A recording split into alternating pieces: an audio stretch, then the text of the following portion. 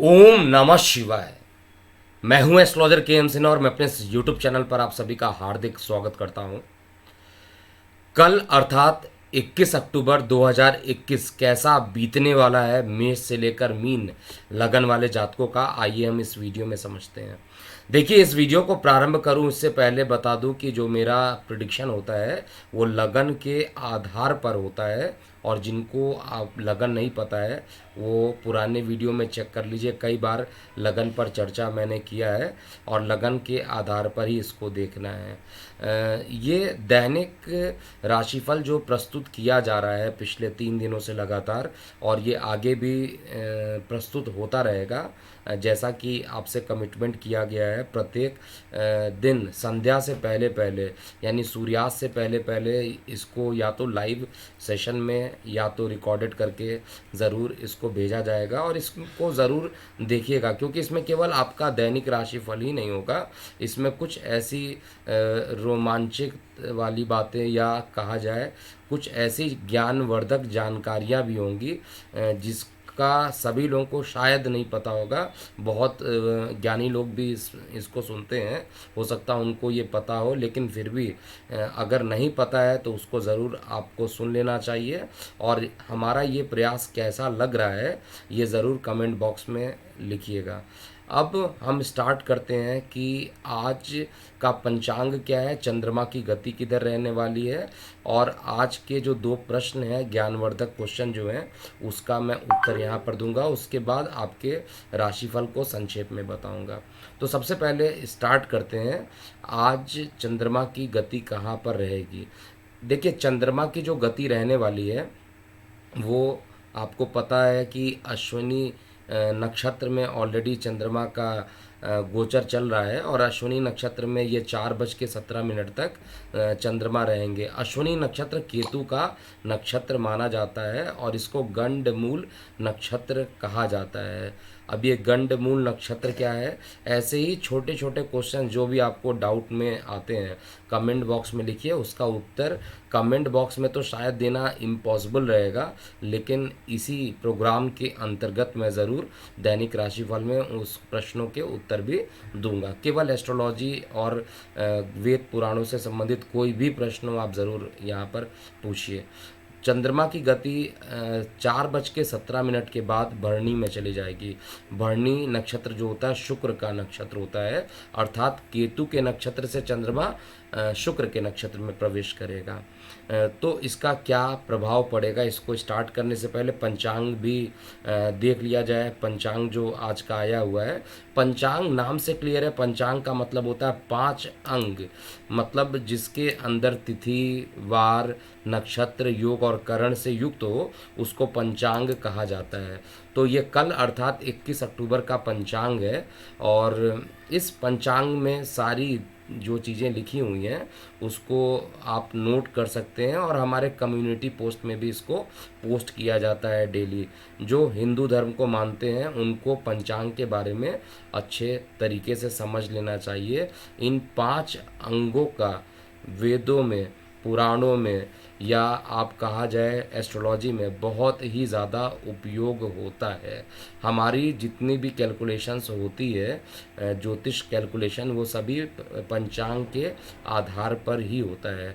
जब आप किसी के पास जाते हैं चेक करवाने की समय पूजा पाठ के लिए अच्छा है या ख़राब है, या कुछ भी जो शुभ या अशुभ मुहूर्त की जो बात की जाती है, तो शुभ मुहूर्त के लिए जब आप पंडित के पास जाते हैं तो उनको वो पंचांग के थ्रू ही आपको बताते हैं। और आज का जो क्वेश्चन है वो आप लोगों के सामने जो आया है वो पंचांग से रिलेटेड ही क्वेश्चन आया है।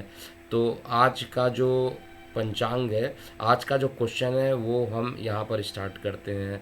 तो आज का प्रश्न क्या है उसको देखते हैं। किसने भेजा है, मैं नाम, अगर आप लोग कमेंट बॉक्स में अपना नाम भी लिखेंगे तो शायद मैं आपका नाम को लेकर ज़रूर बताऊंगा आज का क्वेश्चन किसने पूछा है, कहाँ से पूछा है, कम से कम मैं ये बता सकता हूँ। क्वेश्चन पूछा गया है सूत ऋषि जी के बारे में। सूत ऋषि जी की कौन थे और इनका क्या महत्व है, हमारे हिंदू संस्कृति में इसके बारे में प्रश्न पूछा गया है। तो सबसे पहले मैं बता दूं कि सूत ऋषि जी जो हैं वो सारे जितने भी वेद पुराण लिखे गए हैं उनके जो ज्ञान जिनसे इन्होंने ज्ञान लिया था वो तो वेद व्यास जी थे, पहले भी मैं बता चुका था, जिन्होंने महाभारत की रचना भी लिखी है। तो महर्षि वेद व्यास जी हर पुराणों के यानी 18 टाइप के जो पुराण होते हैं और उप पुराण भी 18 टाइप के होते हैं। तो जो पुराण हैं 18 उनकी जो रचनाकार हैं वो तो महर्षि व्यास जी हैं, लेकिन महर्षि व्यास से जिन्होंने ज्ञान प्राप्त किया था वो सूत ऋषि कहलाए गए थे। तो उन्होंने बहुत ज़्यादा ज्ञान प्राप्त किया था उनसे, और इनका असली नाम जो था रोमहर्षण था। मैं फिर से बता दूं, सूत ऋषि का नाम हर पुराण और वेद में आता है रोमहर्षण। रोम में हर्ष उत्पन्न कर देना, आपके एक एक रोम में हर्ष उत्पन्न कर देना, इनको इसीलिए रोमहर्षण या सूत जी कहा जाता है। एस्ट्रोलॉजी में ये कहा जाता है जो भी जिसका भी जन्म जो होता है क्षत्रिय ब्राह्मण और कन्या के साथ मिलकर होता है उनको हम लोग सूत की संज्ञा दी जाती है, ये कहा गया है।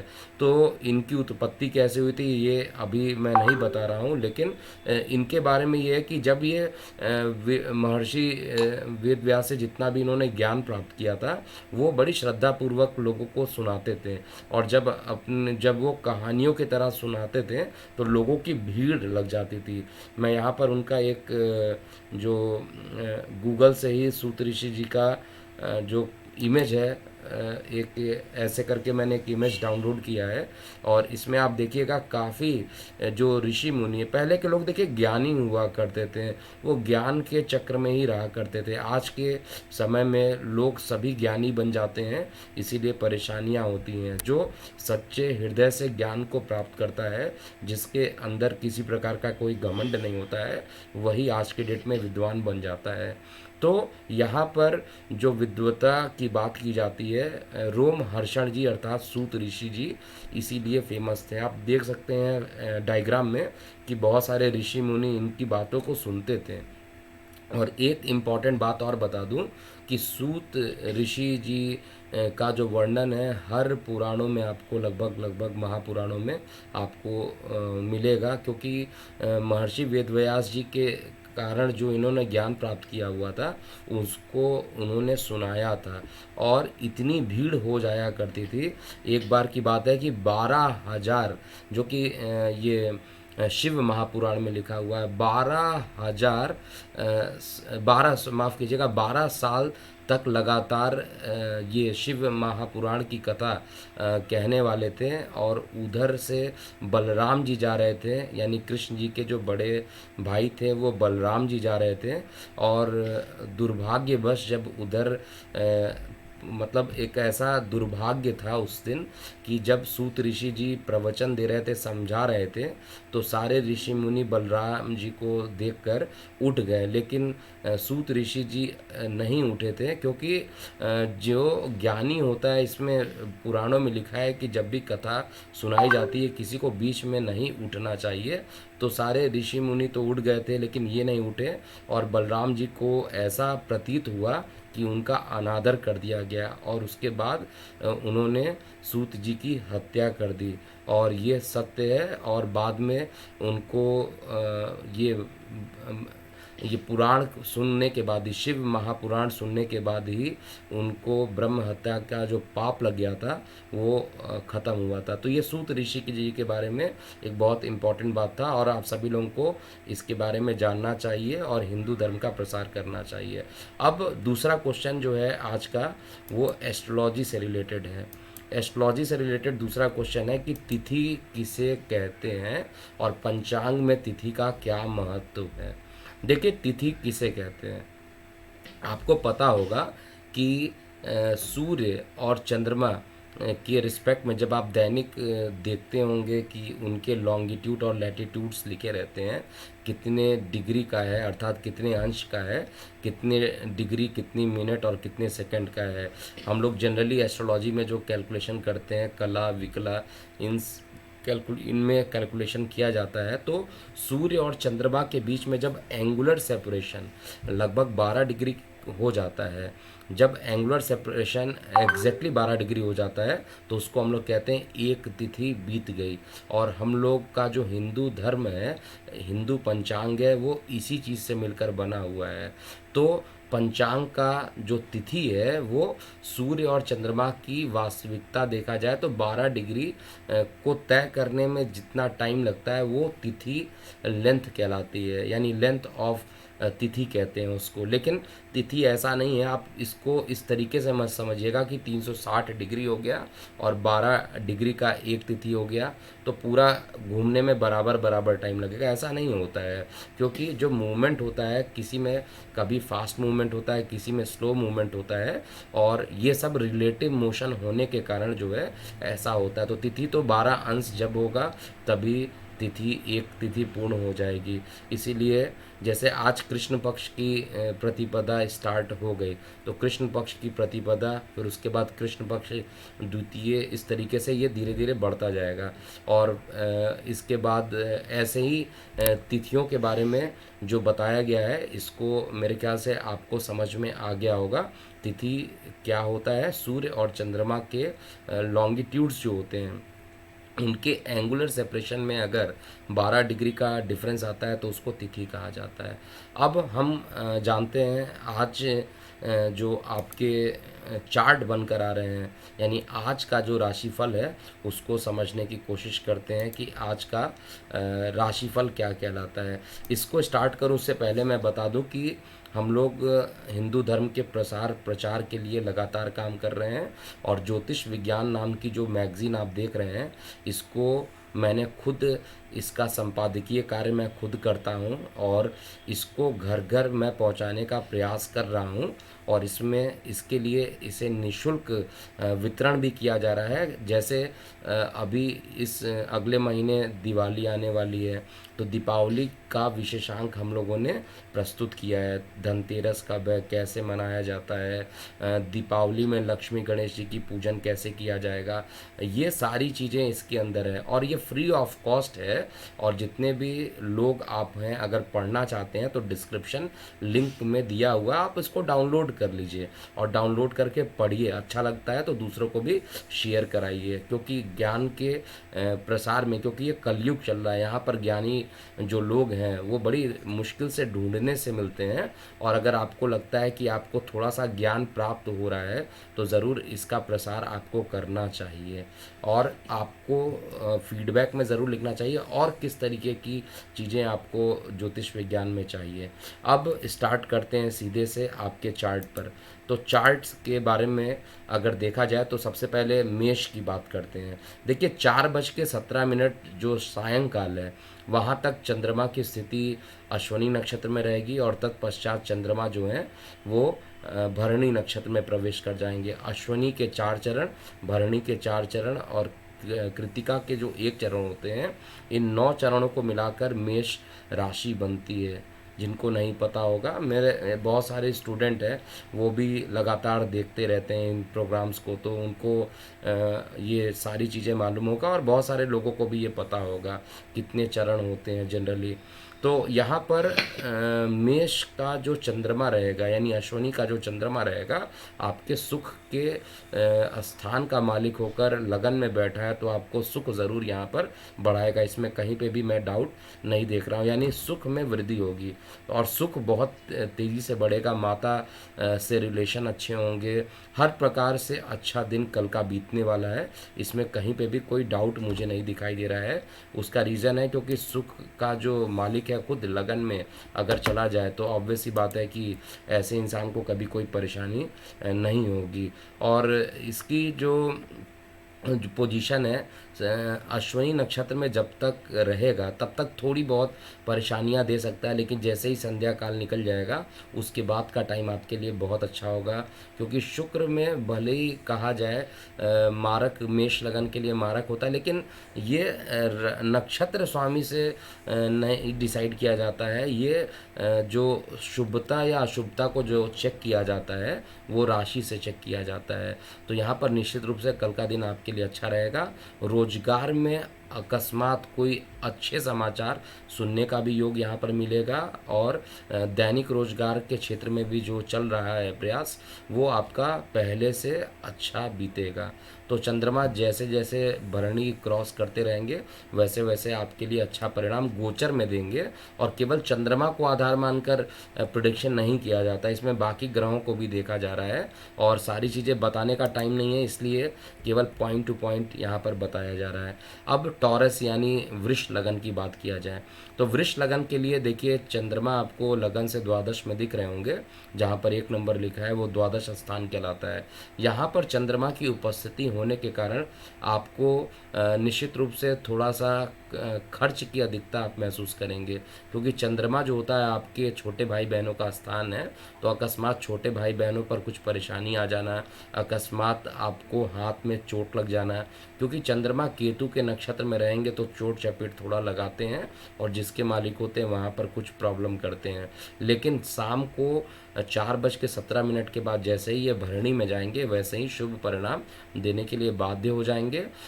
लेकिन अभी भी मेष राशि का जो चंद्रमा होता है वृष लगन के लिए खर्चों से परिपूर्ण होता है, और हाइपर एसिडिटी की शिकायत भी आपको यहाँ पर कर सकता है। एक काम ज़रूर अच्छा यहाँ पर हो सकता है, कोई रुका हुआ काम जो कई हफ्तों से नहीं हो रहा था वो कल शाम को 4:17 के बाद होने की संभावना ज़रूर यहाँ पर दिख रही है। मिथुन लगन की बात करते हैं। देखिए, मिथुन लगन में अगर आप देखिएगा तो चंद्रमा की उपस्थिति आपके लगन से एकादश स्थान पर है। एकादश स्थान पर चंद्रमा है और धन का मालिक है। तो इनकम का, धन का मालिक इनकम में बैठ जाए या इनकम का मालिक धन में बैठ जाए तो उसको महाधनी योग कहते हैं। यानी आपके बड़े भाई बहनों से आपको लाभ मिल सकता है, आपको फाइनेंस से रिलेटेड बड़ी अच्छा दिन रह सकता है कल का। मिथुन लगन वाले जातकों को कहीं ना कहीं से पैसे की व्यवस्था हो जाएगी, और जैसे ही ये आपके मित्र नक्षत्र में जाएगा, अर्थात शुक्र के नक्षत्र में, भरणी के नक्षत्र में जैसे ही ये पहुंचेगा वैसे ही ये धन के मामले में और अच्छा परिणाम देगा। अकस्मात प्रेम प्रसंग यहाँ पर बढ़ सकता है, जीवन साथी का आपको सहयोग मिलेगा। और यहाँ पर एक चीज़ आपको बस थोड़ा सा प्रॉब्लम ज़रूर कर सकता है, क्योंकि चंद्रमा थोड़ा ठंडा होता है, शीतलता लिया होता है, तो कोल्ड कफ की शिकायत अकस्मात बढ़ सकती है। और वैसे भी शरद ऋतु स्टार्ट हो चुका है, ठंडी का मौसम स्टार्ट हो चुका है। अब हम कर्क लगन की बात करते हैं। देखिए, कर्क लगन का लग्नेश चंद्रमा, और चंद्रमा की जो उपस्थिति है वो केतु के नक्षत्र में शाम को 4:17 तक रहेगी, और उस समय तक आपके कार्य में कई प्रकार की रचनात्मक कार्यों से आप परिपूर्ण रहेंगे। कई ऐसे कार्य कर बैठेंगे, कई ऐसे रिसर्च एंड डेवलपमेंट आप करने लगेंगे जो जिससे कि आपको मानसिक शांति मिलेगी, और ये मानसिक शांति ही आपके लिए सबसे ज़्यादा इम्पॉर्टेंट है आज के डेट में। और कई प्रकार के जो काम रुके हुए थे उनके भी पूर्ण होने की संभावना कल की डेट में मैं चेक कर पा रहा हूँ। आय के साधन में वृद्धि होगी, इसमें भी कोई डाउट नहीं है, और नौकरी व्यवसाय की स्थिति जो है वो पहले से अच्छी बनेगी। अगर किसी कारण से नौकरी व्यवसाय में प्रॉब्लम चल रहा था तो वो अब प्रॉब्लम ख़त्म होता हुआ मैं देख पा रहा हूँ, और संतान का सुख भी आपको मिलेगा। संतान से सुख मिलने का मतलब, अगर संतान को कुछ परेशानी थी तो उसकी परेशानी खत्म होगी और संतान से आपको सुख की अनुभूति मिलेगी। सिंह लगन की बात करते हैं। देखिए, सिंह लगन में चंद्रमा वैसे भी मारक माना जाता है, लेकिन शत्रु नहीं होता है, लग्नेश का शत्रु नहीं है, क्योंकि सूर्य और चंद्रमा मित्र माने जाते हैं एक दूसरे के। तो द्वादश का मालिक होकर खुद आपके भाग्य में जा रहा है, तो अकस्मात यात्रा का योग बन सकता है। संध्या काल 4:17 तक, जब तक ये अश्वनी नक्षत्र में रहेंगे, केतु के नक्षत्र में रहेंगे, तब तक यात्राओं में कई प्रकार के विघ्न आएंगे। कई बार ऐसा लगेगा कि मैं घर से नहीं निकला होता तो अच्छा रहता और टाइम वेस्ट हो गया, ऐसा माइंड में भी नकारात्मक विचार आएंगे। लेकिन धीरे धीरे जैसे ही संध्या काल 4:17 के बाद चंद्रमा भरणी में प्रवेश करेंगे वैसे ही आपके लिए ये समय अच्छा होता जाएगा, और यात्राएं करने से लाभान्वित भी होंगे। कोई धार्मिक कार्यों में अगर आप इन्वॉल्व होना चाहते हैं तो धार्मिक कार्यों में भी कल आप बैठ सकते हैं। सभी प्रकार के कार्यों के लिए सिंह लगन वाले जातकों के लिए कल का दिन अच्छा मुझे दिखाई दे रहा है। हड्डियों में दर्द की शिकायत अभी भी रहेगी, पहले भी बता चुका हूँ, और छोटे भाई बहनों से भी रिलेशन थोड़े परेशानी वाले रहेंगे, लेकिन धार्मिक कार्यों की तरफ आपका जाना आपके लिए एक अच्छा परिणाम देने के लिए बाध्य रहेगा। और आपका ऑफलाइन या ऑनलाइन जो भी आप रोज़गार से रिलेटेड कोई काम करते हैं, विशेष रूप से ऑनलाइन से काम करते हैं, तो उनसे आपको ज़्यादा लाभ कल की तिथि में मिलता हुआ दिख रहा है। अब हम कन्या लगन की बात करते हैं। देखिए, कन्या लगन में चंद्रमा बहुत अच्छी स्थिति में नहीं है। हालांकि आपका लग्नेश शत्रु मानता है, और चंद्रमा जो है वो बुध को कभी भी शत्रु नहीं मानता है। तो चंद्रमा अष्टम में जाकर बैठा हुआ है, अष्टम का चंद्रमा और वो भी केतु के अंदर का चंद्रमा अकस्मात जल दुर्घटना के योग बना सकता है, अकस्मात किसी भी प्रकार की हानि करा सकता है। ये कल भी बताया था। अब धीरे धीरे जब आप मेरे दैनिक रोजगार दैनिक राशिफल को आप जब सुनते जाइएगा, तो वैसे वैसे आपकी क्लियरिटी जो अंदर रहेगी वो बढ़ती जाएगी, किस तरीके से राशिफल बताया जा रहा है, और उसको आप अपने रियल लाइफ में भी देखिएगा। मैं ये उम्मीद के साथ तो 100% तो नहीं कहता सभी के साथ ऐसा होगा, लेकिन किसी के साथ ज़्यादा, किसी के साथ कुछ कम, ये वेरिएशन ज़रूर रहेगा, क्योंकि दैनिक राशिफल का जो वो है सारांश जो होना चाहिए वो लगभग मैच होना चाहिए। किसी के साथ इंटेंसिटी ज़्यादा या कम, अगर धन मिलना है तो किसी को बहुत ज़्यादा धन मिलेगा, किसी को कम मिलेगा, लेकिन अगर धन मिलने का योग है तो धन मिलना चाहिए। ये दैनिक राशिफल का मतलब होता है। उसकी इंटेंसिटी आपके कर्मों पे भी डिपेंड करती है, और आपका जो लगन चार्ट है उस पर भी डिपेंड करता है। तो कन्या लगन वाले जातकों के लिए जल दुर्घटना के योग बनना, गले में कोल्ड और कफ की शिकायत हो जाना, ऐसा दिखाई दे रहा है। और छोटे भाई बहनों से अभी भी गतिरोध बना रहेगा, जैसा कि मैं चेक कर पा रहा हूँ, लेकिन जॉब के लिए कहा जाए अच्छी जगह पर है। बड़े भाई बहन का जो कष्ट रहेगा, या बड़े भाई बहनों से कुछ विवाद होने की जो संभावना है, वो आपका शाम को 4:17 के बाद जब ये भरणी नक्षत्र में पहुंचेंगे और दूसरे चरण में जाएंगे, तब जाकर ये पूरे तरीके से ख़त्म हो जाएगा नकारात्मक चीज़ें। तुला लगन की बात करते हैं। देखिए, तुला लगन में जो चंद्रमा है आपके दशमेश है, दशम स्थान का मालिक है, और गोचर में सप्तम में गया। दैनिक रोजगार के क्षेत्र में संध्या काल 4:17 के बाद अकस्मात एक बड़ा लाभ देगा, शेयर सट्टा से भी लाभान्वित कराएगा, और साथ में आपके मानसिक शांति के लिए बहुत ज़्यादा इम्पॉर्टेंट है। कई प्रकार के ऐसे कार्य जो बन नहीं रहे थे, बहुत ज़्यादा प्रयास कर रहे थे और वो काम नहीं बन रहे थे, उस काम के बनने की भी पूरी संभावना चंद्रमा के सप्तम स्थान के रहने के कारण है, क्योंकि दशम स्थान का मालिक सप्तम में जा रहा है। दशम स्थान जो होता है, जॉब होता है, कार्य होता है, व्यवसाय होता है, उसका मालिक खुद सप्तम में चला गया, अर्थात दैनिक रोजगार में चला गया। और दैनिक राशिफल में दैनिक रोजगार को निकालना ज़्यादा आसान होता है। तो सप्तमेश चंद्रमा दशमेश होने के कारण अच्छा परिणाम यहाँ पर देगा। बट आपको बात करते समय इस समय भी बहुत ध्यान देना चाहिए, किसी के साथ लड़ाई झगड़े वाली ऐसी कंडीशन ना उत्पन्न हो जाए बात करते हुए, इसका ध्यान देना चाहिए। अब हम बात करते हैं वृश्चिक लगन वाले जातकों का कैसा बीतेगा ये समय। तो देखिए, वृश्चिक लगन वाले जातकों के लिए लगन का केतु बहुत परेशान कर रहा है, और ये लगन का केतु बहुत टाइम पहले भी परेशान किया था, बीच में ठीक हो गया था, अभी फिर परेशान करना स्टार्ट कर दिया। लेकिन चंद्रमा की जो गति है वो आपके रोग स्थान पे, अकस्मात लंबी दूरी की यात्राएं होना, अकस्मात जो है एसिडिटी का बन जाना, ये सब चीज़ें अभी भी लगी रहने वाली है।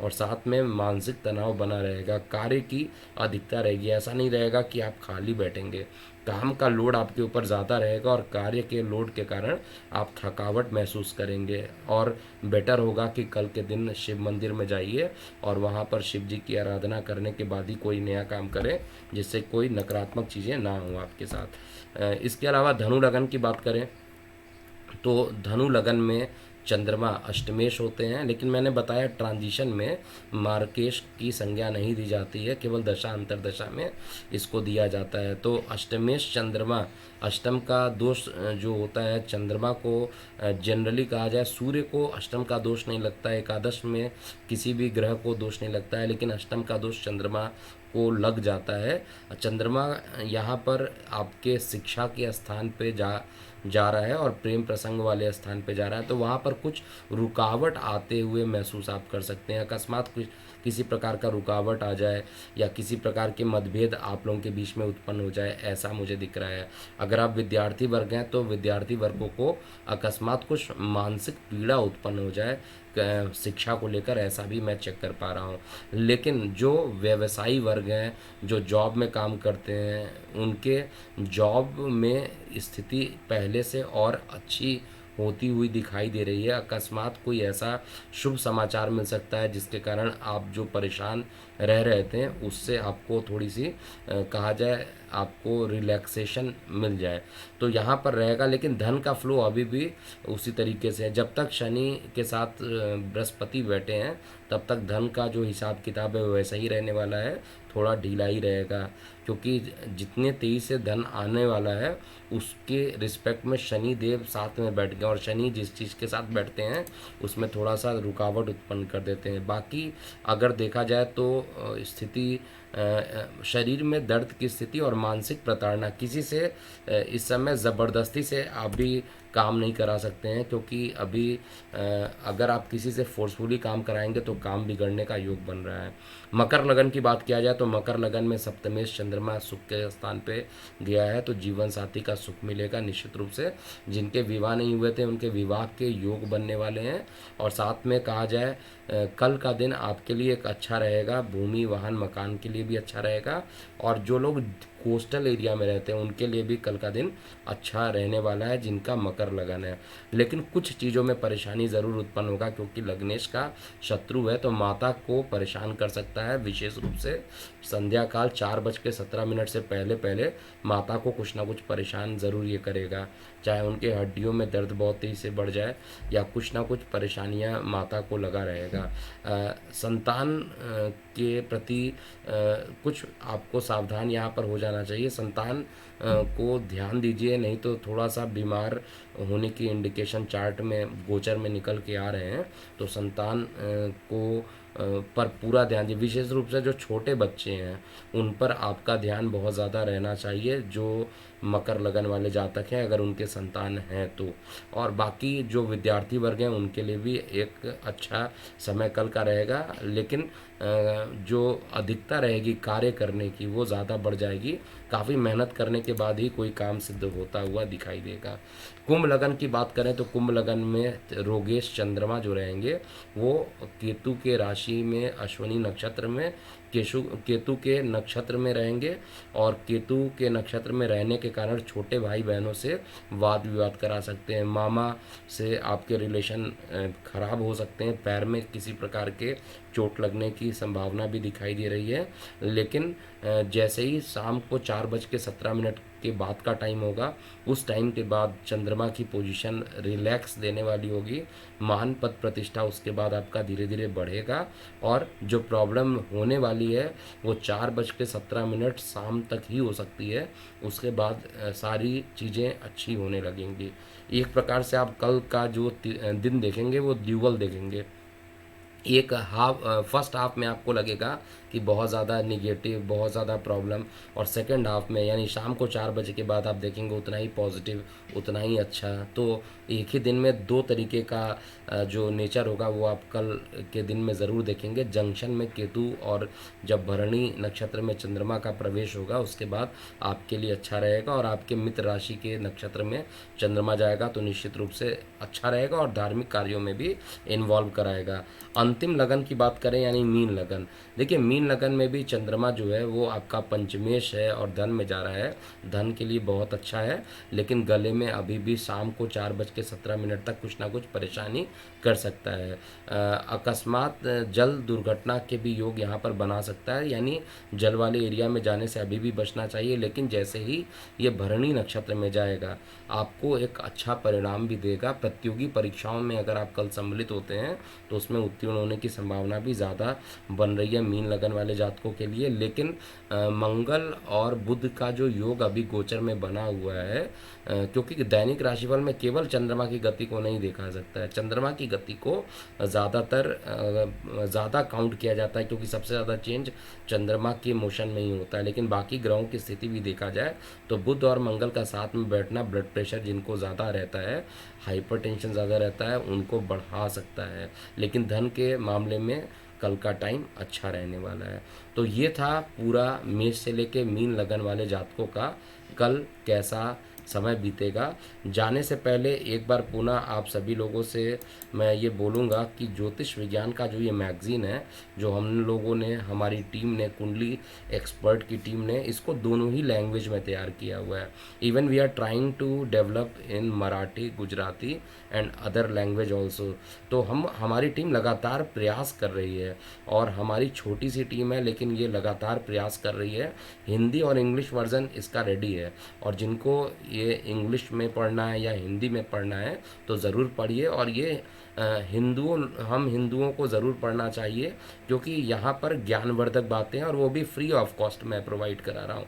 1 रुपये भी मैं इस मैगज़ीन का नहीं ले रहा हूँ, क्योंकि ज्ञान जितना ज़्यादा सब तक पहुँचेगा उतना ही मैं भी अपने लाइफ को धन्य मानूंगा, और जो इस चीज़ के लिए जन्म हुआ है वो मैं शायद सार्थक करूँगा। तो इस चीज़ यहाँ पर अभी के लिए इतना ही। और जाते जाते मोबाइल ऐप के बारे में भी बता दूँ, कुंडली एक्सपर्ट का मोबाइल ऐप का वर्ज़न अपडेट हो चुका है। जिन्होंने अभी भी अपडेट नहीं किया है वो प्ले स्टोर पे जाएं और कुंडली एक्सपर्ट ऐप को डाउनलोड कर ले, या तो उसको अपडेट का वर्ज़न आप कर दीजिए, जिससे कि आपका ऐप अपडेट हो जाए। और जिन लोगों को क्वेश्चंस पूछना है कमेंट बॉक्स में ज़रूर क्वेश्चन पूछिए, और अपना नाम लिख दीजिएगा। मुझे मोबाइल नंबर नहीं चाहिए, बस आपका नाम और किस जगह से आप बोल रहे हैं, ताकि आपके प्रश्नों को कल के दैनिक राशिफल में सम्मिलित किया जा सके। अभी के लिए इतना ही। मैं हूँ एस्ट्रोलॉजर KM सिन्हा। ओम नमः शिवाय।